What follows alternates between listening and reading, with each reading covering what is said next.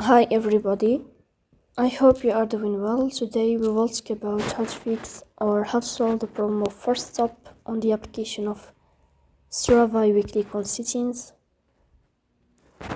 Here you will click on apps, default apps, app settings. Then you will search about the application of Strava and you will enter. Here you will click on Forcestop and you will click OK. Then you will enter to the window of storage. Here you will click on clear cache.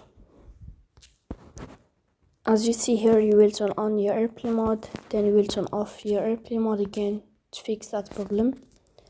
So that's all. Don't forget to support us by like and subscribe.